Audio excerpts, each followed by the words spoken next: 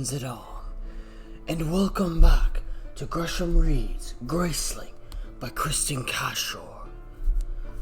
So last time, it appears that Katza and Poe had finally admitted their feelings for each other. And had apparently consummated said feelings in order to make it more family appropriate.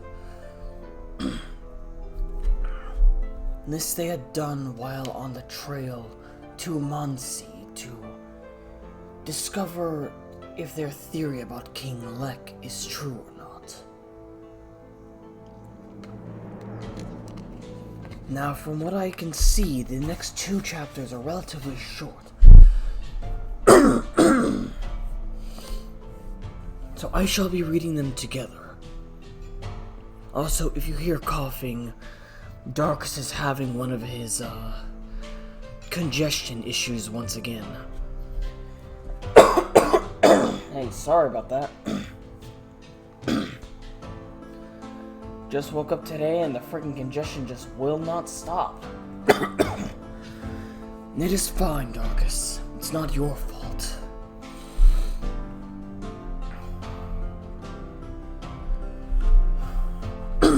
So, let us begin, shall we?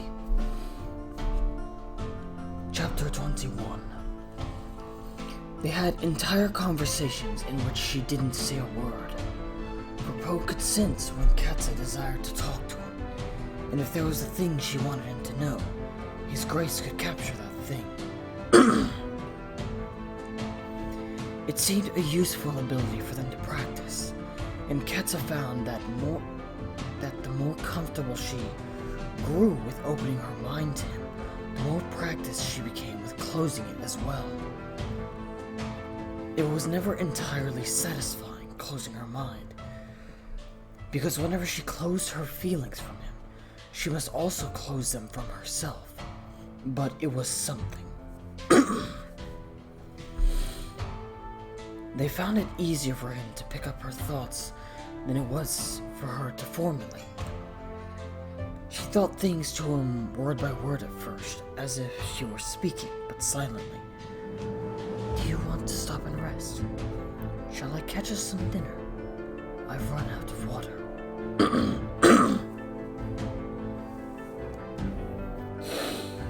Of course I understand you when you're that precise, he said. But you don't need to try so hard. You can understand images too, or feelings, or thoughts and unformed sentences. This was also hard for her at first. She was afraid of being misunderstood, and she formulated her images carefully as she formulated her words. Fish roasting over their fire, a stream, the herbs, the seaweed that she must eat with dinner. If you only open the thought to me, Katza, I'll see it, no matter how you think it. If you intend me to know it, I will. But what did it mean to open a thought to him, to intend for him to know it? She tried simply reaching out to his mind whenever she wanted him to know something. And then leaving it to him to collect the essence of the thoughts. It seemed to work. She practiced constantly, both communicating with him and closing him out. Slowly, the tightness of her mind loosened. Beside the fire one night, protected from the rain by a shelter of branches she built, she'd asked to see his rings. He placed his hands into hers. She counted 6 plain gold rings of varying widths on his right hand. On his left, 1 plain gold, 1 thin with an inlaid gray stone running through the middle, 1 wide and heavy with a sharp, glittering white stone. This the one that must have scratched her that night beside the orchard range. And 1 plain and gold like the first, but engraved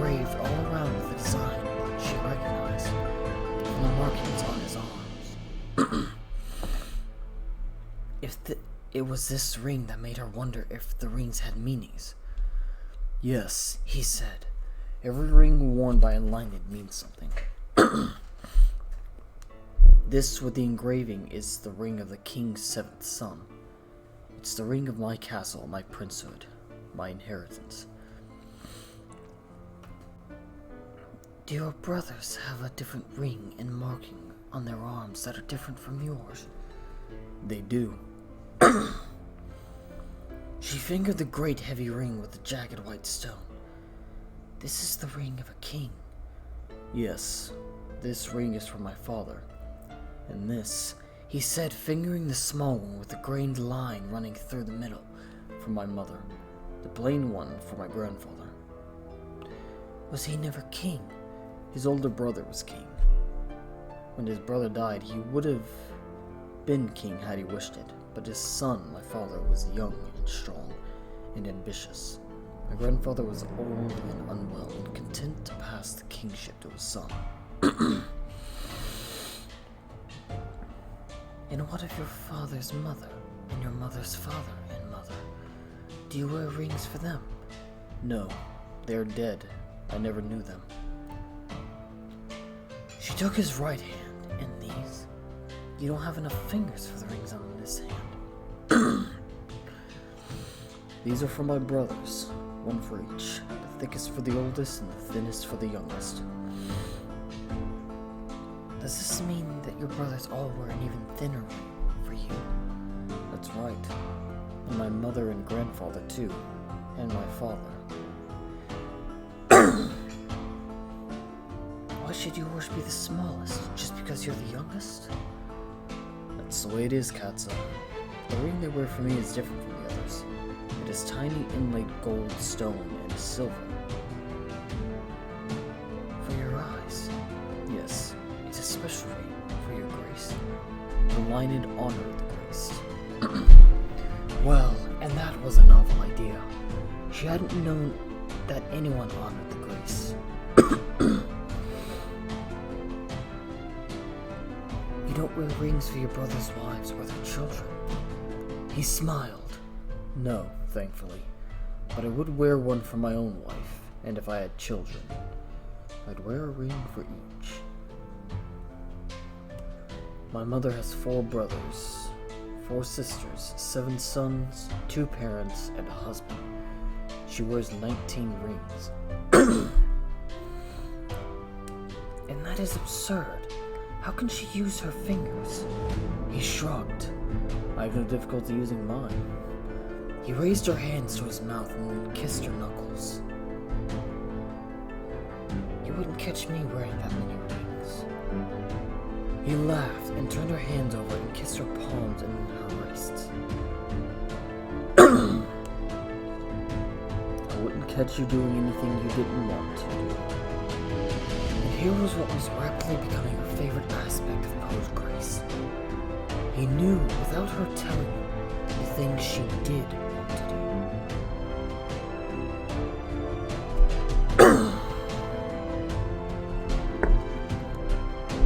He dropped to his knees before her now, with a smile that looked like mischief. His hand grazed her side and then pulled her closer. His lips brushed her neck. She caught her breath, forgot whatever retort she had been about to form, and enjoyed the gold chill of his rings on her face, on her body and every place that he touched. You believe Let cuts those animals up himself, she said to him one day while they were riding, don't you?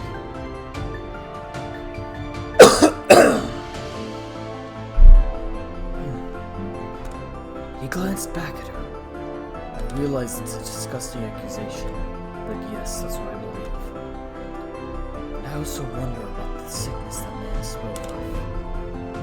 You think he's killing people off? Poe shrugged and didn't answer. Katza said, do you think Queen Ashe closed herself away from him because she figured out that he's graced? I wondered that too. But how could she have figured it out? Shouldn't she be completely under his spell? no idea. Perhaps he went too far with his abuses. She had a moment of mental clarity. He raised a branch that hung in her path and ducked under it. Perhaps his grace only looks to a point. Or perhaps there was no grace. Perhaps it was no more than a ridiculous notion they'd come up with in a desperate attempt to explain unexplainable circumstances. But a king and queen had died, and no one had called foul. A king had kidnapped a grandfather, and no one suspected him. A one-eyed king. It was a grace. Or if it was not, it was something unnatural. The paths grew thinner and more overgrown, and they walked with the horses more than they rode. And now all the trees seemed to change color at once. The leaves orange and yellow and crimson and purple and brown. Only a day or two to go before they reached the inn that would take their horses. And then the steep climb into the mountains with their belongings on their backs. There would be snow in the mountains, Poe said, and there would not be many travelers. They would need to move cautiously and watch for storms. But you're not worried, are you, Katsa? Not particularly. Because you never get cold, and you can bring down a bear with your hands and build us a fire in a blizzard using icicles for kindling. She would not humor him by laughing, but she couldn't suppress a smile. They had encamped for the evening. She was fishing, and when she fished, he always teased her, for she didn't fish with a line as he would have. She fished by removing her boots, rolling up the legs of her trousers, and wading into the water. She'd then snatch up any fish that came within range of her grasp and throw it to Poe, who sat on the shore laughing at her, scaling and gutting their dinner, keeping her company. It's not many people whose hands are faster than a fish, he said. Katsa snatched at a silver-pink glimmer that flashed past her ankles and tossed the fish to Poe. It's not many people who know that a horse is a stone cut in his hoof even. Wait, I think that's Katsa actually speaking. It's not many people who know that a horse has a stone caught in its hoof, even when the horse shows no sign of it either. I may be able to kill my dinner as easily as I kill men, but at least I'm not conversing with the horses.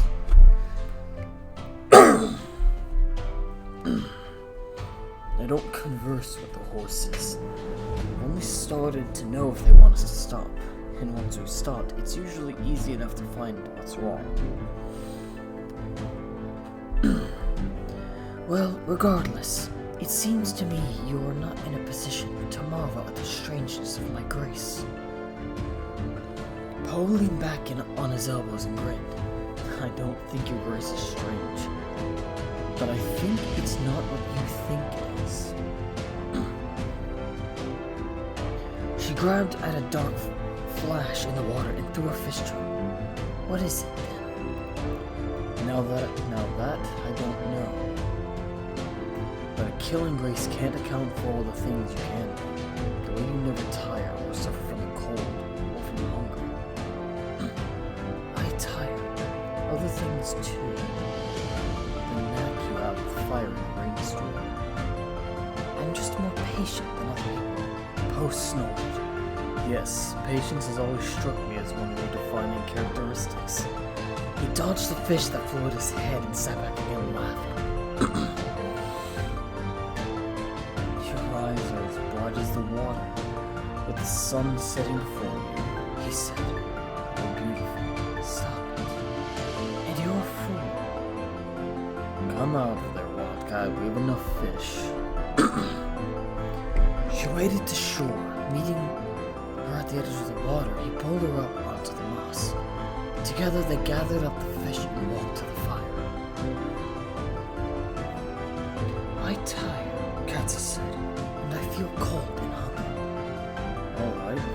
say so, but just compare yourself to other people.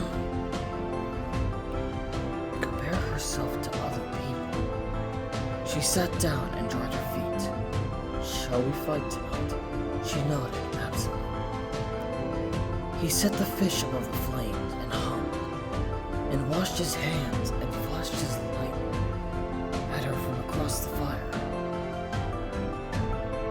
She sat and thought to herself about what she found when she compared herself to other people. She did feel cold sometimes, but she didn't suffer from it as other people did. And she felt hunger sometimes, but she could go long with little food, and hunger did not make her weak.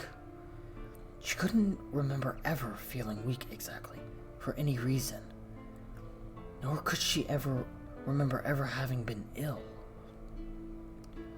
She thought back and was certain she'd never even had a cough. Really, Dorcas? That timing? Sorry, it honestly just slipped out literally right at that moment. But I gotta admit, the timing was perfect. Alright.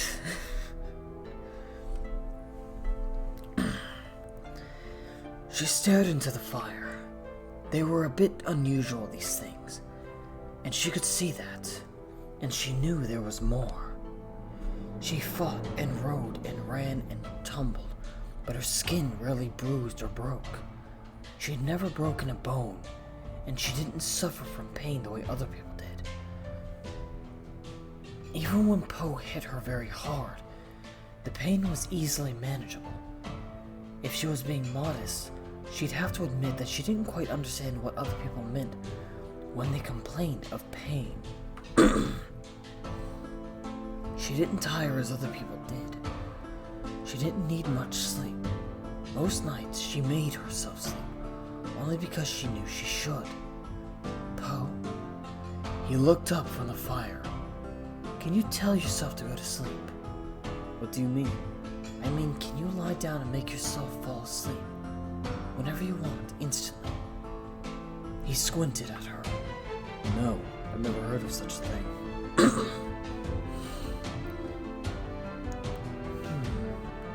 He studied her for a moment longer, and then seemed to decide to let her be. She barely noticed him. It never occurred to her before that the control she had over her sleep might be unusual. And it wasn't just that she could command herself to sleep. She could command herself to sleep for a specific amount of time. And whenever she woke, she always knew exactly what time it was. At every moment of the day, in fact, she always knew the time. Just as she always knew exactly where she was and what direction she was facing.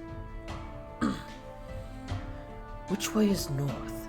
She asked Poe. He looked up again and considered the light. He pointed in a direction that was loosely north, but not exactly. How did she know that with such certainty? She never got lost.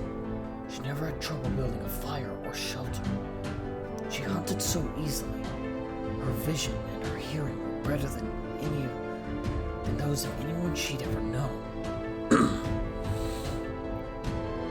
She stood abruptly.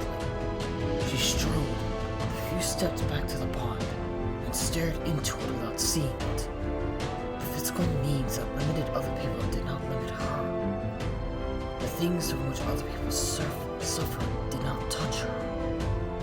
She knew instinctively how to live and thrive in the wilderness. And she could kill anyone with the slightest threat to her survival. Katza sat on the ground son. Could her grace be survival? The instant she asked it, she denied it. She was just a killer. Had always been a killer. She had killed a cousin in plain view of her at his court. A man who wouldn't have hurt her, not really. She had murdered him without thought, without hesitation. Just as she had very nearly murdered her uncle. But she hadn't. she'd found a way to avoid it and stay alive. And she hadn't meant for that cousin to die. She'd been a child, her grace unformed. She hadn't lashed out to kill him. She'd only lashed out to protect herself. To protect herself from his touch. She'd forgotten this somewhere down along the line. The people of the court had begun to shy away from her, and Ren had begun to use her skill for his own purposes, and call her his child killer.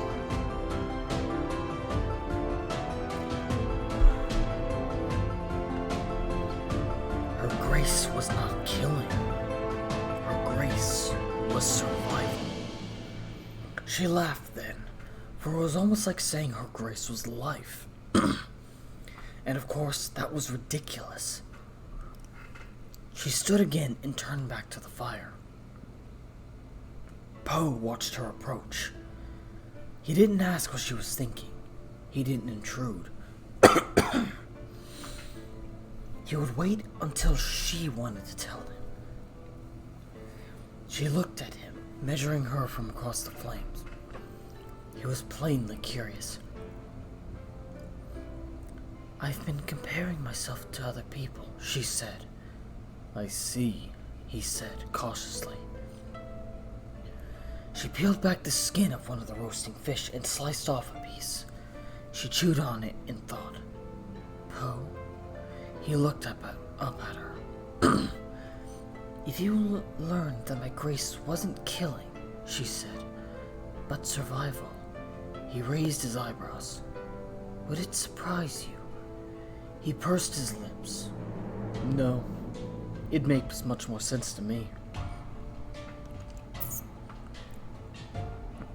"But it's like saying my grace is life." "Yes." "It's absurd." "Is it? I don't think so. And it's not just your own life," he said. "You've saved many lives with your grace." She shook her head. "Not as many as I've hurt."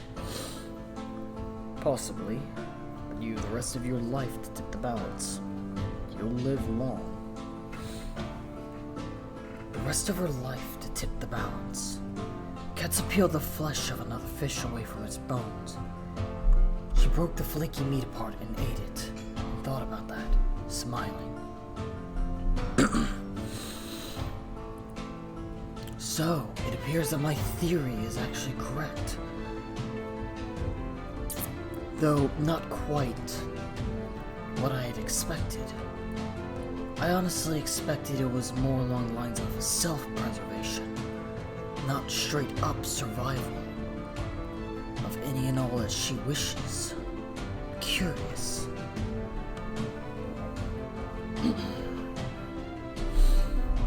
Well, on to chapter 22. The trees gave way suddenly, and the mountains came upon them all at once. And with the mountains, the town that would take their horses. The buildings were made of stone or of heavy Sunder and wood. But it was the town's backdrop that stopped Katza's breath. She'd seen the hills of Estel, but she'd never seen mountains. She'd never seen silver trees that climbed straight up into the sky, and rock and snow that climbed even higher to peaks impossibly high that shone gold in the sun. It reminds me of home, Poe said. Lyman is like this? Parts of Lyman. My father's city stands near mountains like these. Well, Katza said, it reminds me of nothing. I've never seen anything like it. I almost can't believe I'm seeing it now. There was no camping and no hunting for them tonight. Their meal was cooked for them and served by a rough, friendly wife of the innkeeper, who seemed unconcerned with their Graceling eyes and wanted to know everything they'd seen on their journey and everyone they'd passed. They ate in a room warm from the fire in the great stone fireplace. Hot stew, hot vegetables, hot bread, and the entire eating room to themselves. chairs to sit on, and a table, and plates and spoons. Their baths afterwards warm, their beds warm and softer than cats had remembered a bed could be. It was a luxury, and they enjoyed it, for they knew it was the last such comfort they were likely to experience for some time.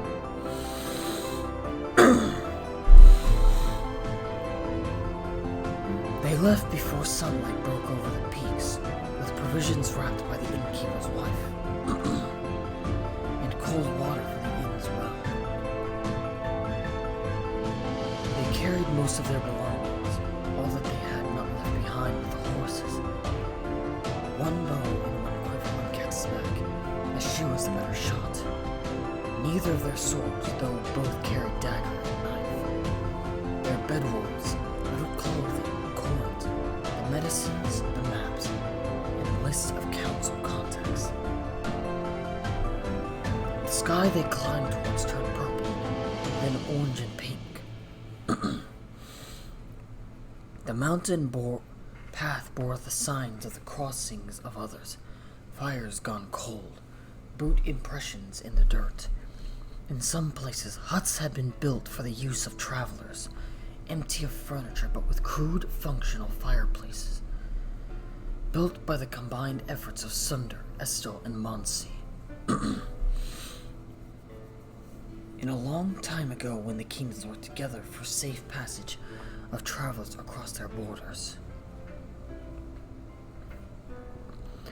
A roof and 4 walls can save you in a blizzard in the mountains, Poe said. Were you ever caught in the mountains during a blizzard? I was once with my brother Silver. We were out climbing and the storm surprised us. We found the hut of a woodsman. If we hadn't, we'd likely be dead. We were trapped for 4 days. 4 days we ate nothing but the bread and apples we brought along, and the snow. My mother almost gave us up for lost. Which brother is Silver? My father's 5th son. It's a shame you hadn't the animal sense that you have now. You could have gone out and unearthed a mole or a squirrel, and lost myself on the way back to the hut, he said. Either that, or return to a brother who'd think it was awfully suspicious that I'd managed to hunt in a blizzard. They climbed over dirt and grass that gave way at times to rock. Climbed always with the mountain peaks rising before them. It felt good to be out of the forest, to climb, to move fast. The vast empty sky glinted its sun onto their face and filled her lungs with air. She was content. Why have you never trusted your brothers with your grace? My mother forbade me when I was a child. Absolutely forbade me to tell them. I hated to keep it from them, particularly Silver and Sky, who's closest in age to me. But now I know my brothers as men, and I see my mother was right. Why? Aren't they to be trusted? They are, with most things. But they are all made of ambition, Katsa, every one of them, constantly playing off each other to gain favor with my father. As things stand now, I'm no threat to them, because I'm the youngest and I have no ambition. And they respect me, for they know it will take all 6 of them together to beat me in a fight.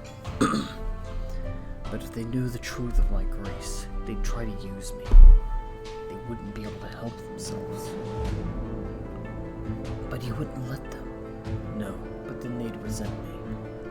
And I'm not sure one of them wouldn't give in to temptation to tell his wife or his advisors. And my father would learn. It would all fall apart. They stopped at a trickle of water. Katza drank some and washed her face. Your mother had foresight. Above all, she feared my father would admit. He's not an unkind father, but it's hard to be king.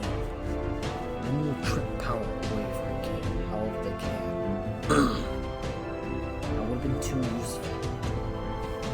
He couldn't have resisted using me. He simply couldn't. That was the greatest thing my mother feared. Did he never want to use you as a fighter? Certainly. I've helped him. Not as you've helped Randall. My father isn't the bully Randall is. But it was my mind that my father feared him losing. She wanted my mind to be his own. To be my own, not his. It didn't seem right to Katza that a mother should have to protect her child from its father. But she didn't know much of mothers and fathers. She hadn't had a mother or father to protect her from Randy's use. Perhaps, rather than fathers, it was kings that were the danger. Your grandfather agreed that no one should know the truth of your grace. My grandfather agreed. Would your father be very angry if he learned the truth now? He'd be furious with me, my mother, and my grandfather. They'd all be furious, rightfully so. It's a huge deception to pull off, Katza. You had to. Nonetheless, not be easily forgiven. Katza pulled herself into a jumble of stones and stomped to the ground. They seemed no closer to the tops of the peaks that rose before them. It was only by looking back to the forest far below that she knew they'd climbed. That and the drop in temperature. She shifted her bags and stepped back onto the trail. And then the thought of queens protecting children from kings registered more deeply in her mind.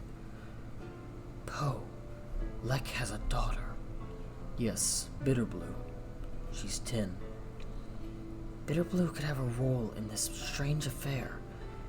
If Lek was trying to hurt her, it would explain Queen Ashen hiding away with her.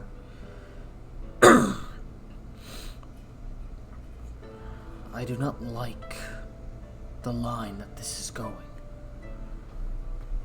Poe stopped in his tracks and turned to her to look at her anxiously. If he cuts up animals for pleasure, I hate to think what he would want with his own daughter. The question hung in the air between them, eerie and horrible. Katza thought suddenly of the two dead little girls. Let's hope you're wrong, Poe said, his hand to his stomach as if he felt ill. Let's move faster, Katza said, just in case I'm right.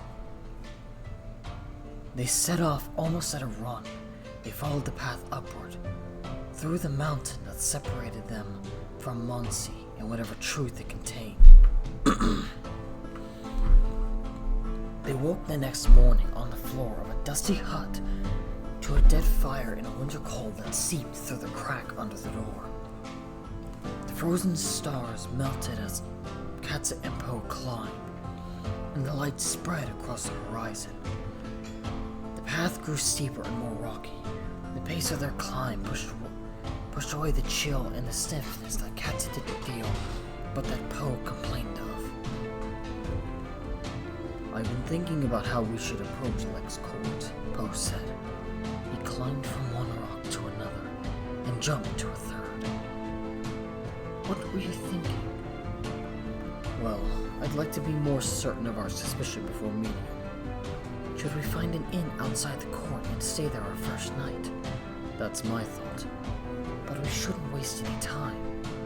No. If we can't learn anything helpful in one night, then perhaps we should go ahead and present ourselves to the court.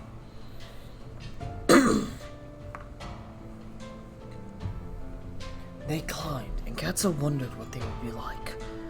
Whether they would pose as friends to the court and infiltrate it gradually, or whether they would enter on the offensive and instigate an enormous fight. She pictured Lek as a smirking, insincere man, standing at the end of a velvet carpet, his single eye narrowed and clever. She imagined herself shooting an arrow into his heart, so that he crumpled to his knees and bled all over his carpet, and died at the feet of his steward.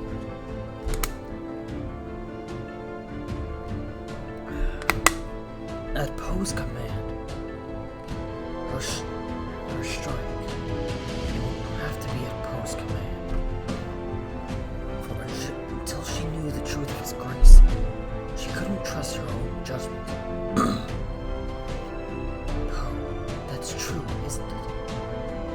took a moment to gather his thoughts.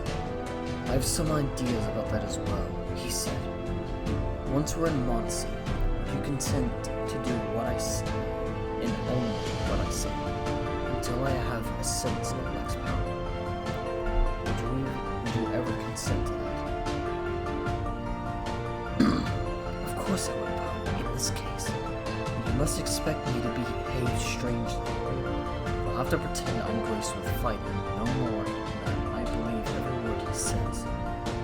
I'll practice my archery and my knife throw, for I have a feeling that when all is asked of me, King Light will find himself on the end of my blade. Poe shook his head and did not smile. I have a feeling it's not going to be that easy.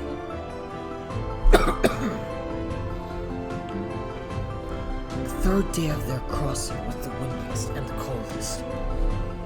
The mountain pass led them between two peaks that were hidden, sometimes behind cyclones of snow. Their boots crunched through patches of snow, and flakes drifted onto their shoulders from the thin blue sky and melted into Katz's hair. I like winter in the mountains, she said, but Poe laughed. This isn't winter in the mountains. This is autumn in the mountains, and a mild autumn at that.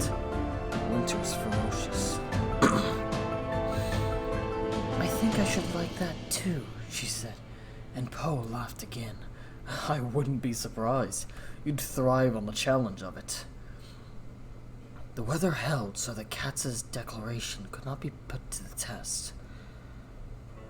They moved as fast as the terrain would permit. For all his marveling at Katz's energy, Poe was strong and quick. He teased her. What is that noise, Darkus? That would be the fridge. It makes that sound every now and then. I do hope nothing is wrong with it. Nah, it's fine. I'm pretty sure it's just the mechanics in there doing, like, turning on or something. I don't know. Right. Well. Where was I? Poe was strong and quick. He teased her for the pace she set, but he didn't complain. And if he stopped sometimes for food and water, Katza was grateful, for it reminded her to eat and drink as well. And it gave her an excuse to turn around and stare behind them, at the mountains which stretched from east to west, at the whole world she could see, for she was so high that she felt she could see the whole world. And then suddenly they reached the top of the pass. Before them, the mountains plunged into a forest of pines. Green valleys stretched beyond, broken by streams and farmhouses, and tiny dots that Katza guessed were cows. A line, a river, that thinned into the distance and led to a miniature white city at the edge of their sight. Lex City. I can barely see it, Poe said, but I trust your vision. I see buildings, Katza said, and a dark wall around a white castle. And look, see the farmhouses in the valley. Surely you can make those out.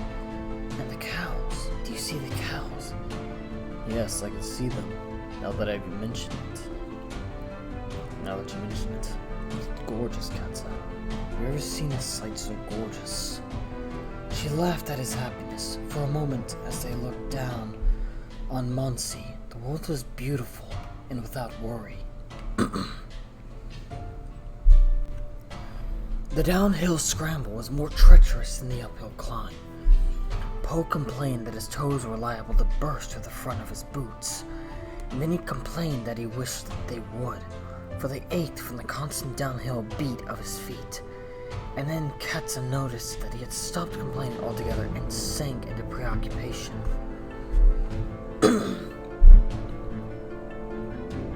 Poe, we're moving fast. Yes.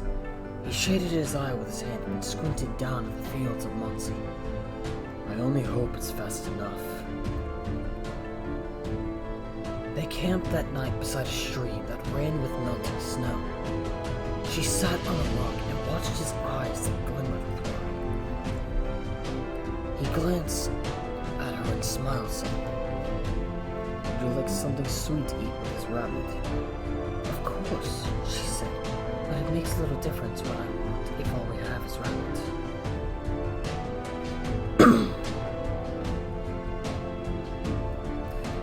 He stood then and turned away into the scrub. Where are you going?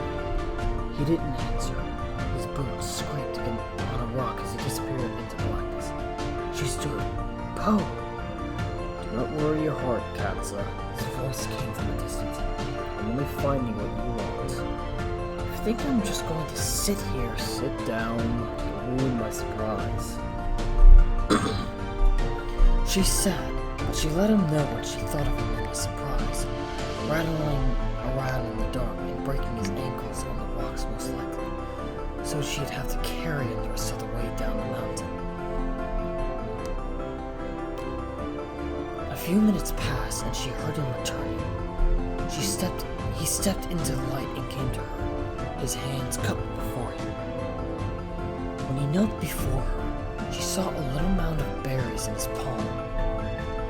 She looked into the shadows of his face. Winter berries? She asked. Winter berries. She took one from his hand and bit into it. It popped with a cold sweetness. She swallowed the soft flesh and watched his face, confused. Your Grace showed them to you, these winter berries. Yes. Oh, this is new, isn't it? That you should sense a planet of such clarity. It's not as if it were moving or thinking or about to crash down on top of you. He sat back on his heels.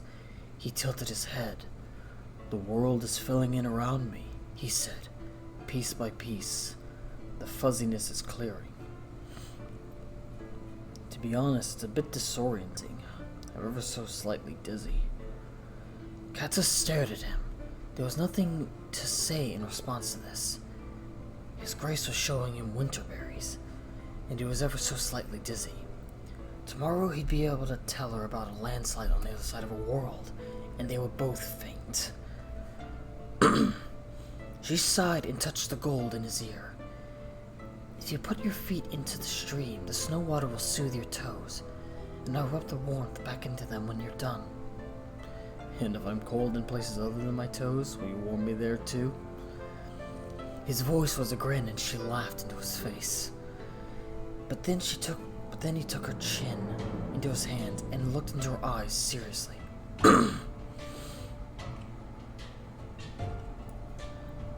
Katza, when we get closer to Lek, you must do whatever I tell you to. Do you promise? I promise. You must, Katza. You must swear it. Oh, I've promised it before, and I'll promise it again. And swear it, too. I'll do what you say.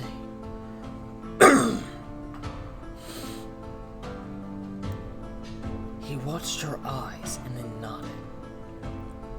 He emptied the last few berries into her hand and bent down to his boots. My toes are such a misery. I'm not sure it's wise to release them. They may revolt and run off into the mountains and refuse to return.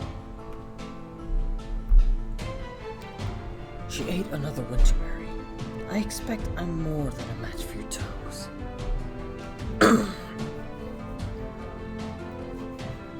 The next day, there were no more jokes from Poe about his toes or anything else.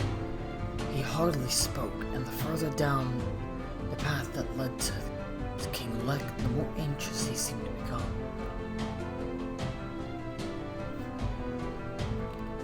His mood was contagious. Katza was uneasy.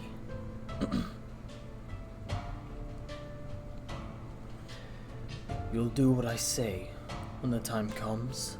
He asked her once. She opened her mouth to give voice to a surge of irritation at the question she'd already answered and must now answer again. But at the sight of him trudging down the path beside her, tense and worried, she lost hold of her anger. I'll do what you say, Bo.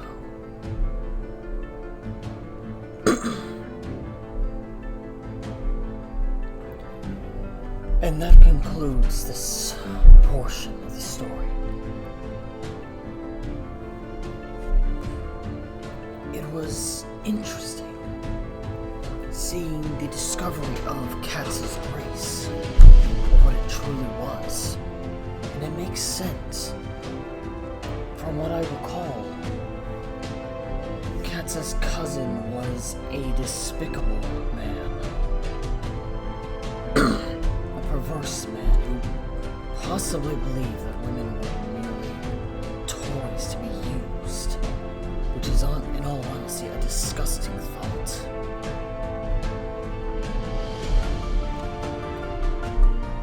And so, of course, wishing to protect herself, Katza would lash out.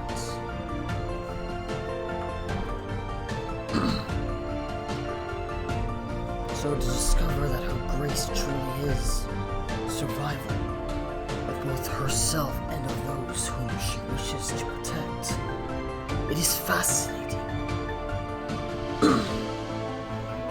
Yeah, I always did find that part interesting. It just fits, in all honesty, if you really think about it. Yes, it really does. Anyways, the climb of the mountain was also very interesting.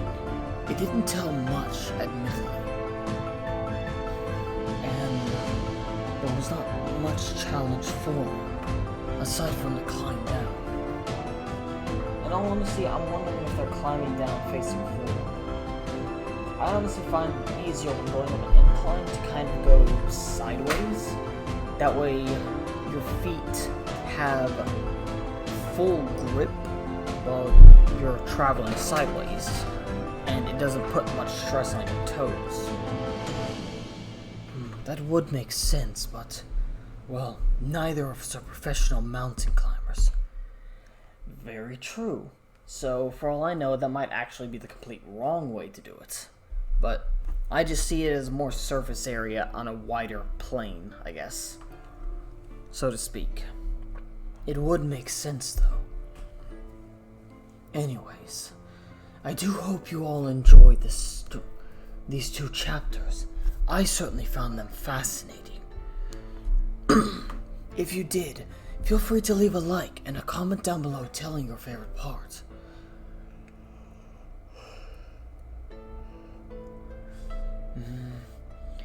Also, if you enjoy the content produced on this channel, feel free to subscribe and ring the notification bell.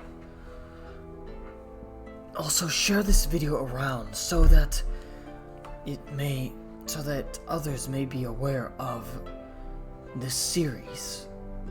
I believe there are some people who may find it interesting, and sharing the video would only help the channel. As Darkus and myself and the others wish to make this a career for ourselves. Yeah, we mainly want to just kind of like let everyone have fun on our channel, to just experience the games alongside us, you know? Indeed.